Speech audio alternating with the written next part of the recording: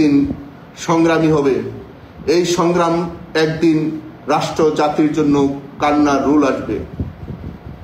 এটা আমরা কেউ কামনা করি না। আমার বাবা মা যখন চায় আমি সুস্থ থাকি, আমিও চাই আমার সন্তানরা সুস্থ থাকুক। দয়া করে এই সুস্থ জীবনটা আল্লাহর রাস্তে কেউ নষ্ট করবেন না। আপনাদের সবাইকে অনুরোধ করলাম, দয়া করে যে যে দায়িত্ব আছেন, দয়া করে এই দায়িত্বর জায়গা থেকে সুষ্ঠু একটা সমাধানের পথ বের করে নিয়ে আসেন। রাগ, অহংকার, জিদ দিয়ে ভালো কিছু হয় না। সমাধানে একটা সুষ্ঠু পথ তৈরি করেন। যারা রাষ্ট্রের জ্ঞানী ব্যক্তিরা আছেন, সম্মানী ব্যক্তিরা আছেন এবং রাজনৈতিক নেতারা আছেন, আপনাদের কাছে অনুরোধ করলাম, আপনাদের কাছে সকলের কাছে অনুরোধ করলাম, সবাই আমাদের দেশের 90% মানুষ মুসলমান, ধর্মীয় নেতাদেরকে অনুরোধ করলাম, দয়া করে আপনারা সবাই যার যার জায়গা থেকে সহযোগিতা করুন। এই রাষ্ট্রটা সবার জন্য যেটা মঙ্গল হয়। আমি আবারও বলছি, দিনের পরে রাত্র আসে, রাত্রের পরে দিন আসে। কেউ যারা অন্যায় করেছে তাদের পানিশমেন্ট হবে, আর যারা এখন অন্যায় করছেন তাদের জন্য ভয়াবহ পানিশমেন্টের ব্যবস্থা আছে। দয়া করে সবাই সংশোধন হয়ে একটা ভালো কিছু করার চেষ্টা করেন। 1 বছর এনাফ সময়, অনেক ক্ষতি হয়েছে। 1 বছর 1 দিন পরে আজকে আসলাম।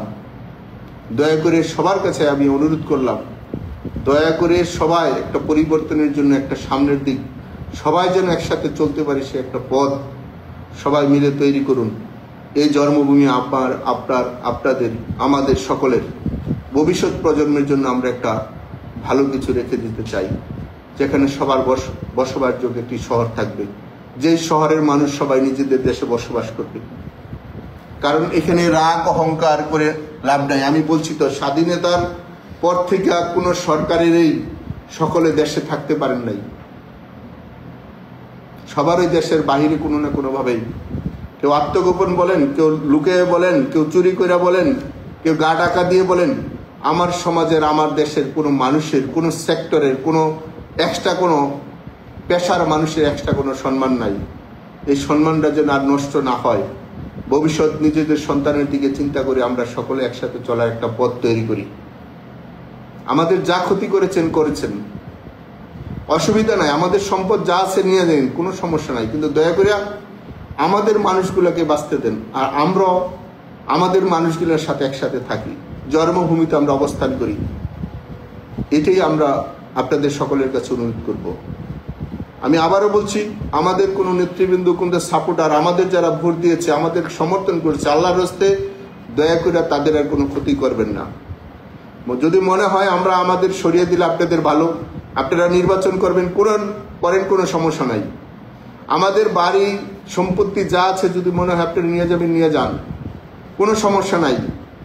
দয়া করে আমাদের কবরের জায়গাটুকু রাখেন, দয়া করে আমাদের কবরের জায়গাটুকু আপনারা রাখেন।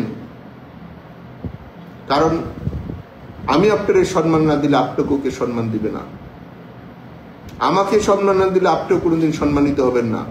হয়তোবা কিছুক্ষণের জন্য আপনারা হাততালি পাবেন।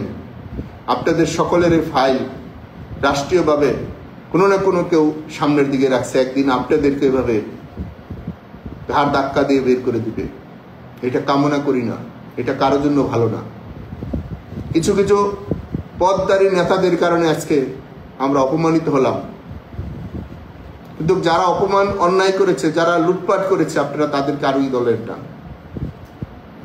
সেই হিসাবে যারা অন্যায় করেছে, রাষ্ট্রীয়ভাবে লুটপাট করেছে, আওয়ামী লীগকে এবং আওয়ামী লীগের সহযোগী সংগঠনকে বেকায়দায় ফেলে গেছে, হায়াতে যদি থাকি সেগুলা সামনের দিন বলবো। সত্য কি জিনিস সেটা সামনের জনগণ